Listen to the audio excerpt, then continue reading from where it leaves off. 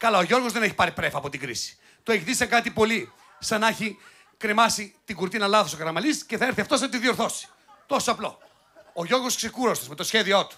Τον αφήσα μόνο στη χειλή του Γιωργάκη, δεν πήγα μαζί του αυτοί που τον εκπαιδεύανε από πίσω και λίγο τον αφήσει μόνο του 2 λεπτά. Το παιδί αυτό δεν το βλέπει. Θα βάλει το χέρι του στην πρίζα, είναι τέτοιο άνθρωπο. Πρόσεξε το. Τι τον θέλει. Η Ελλάδα με σχέδιο μπορεί.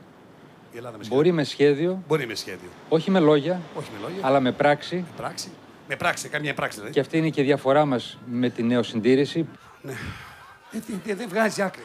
Η Ελλάδα με σχέδιο μπορεί να κάνει μια πράξη.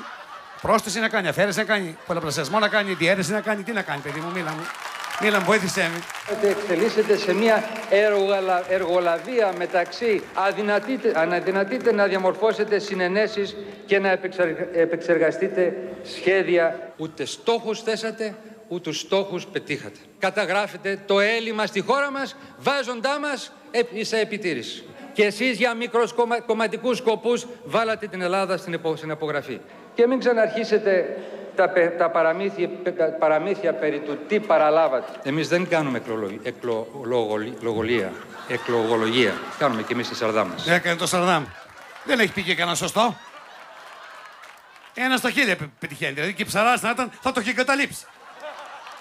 Ένα ψάρι κάθε 8 ώρες, κυρία μου, σε παρακαλώ πάρα πολύ.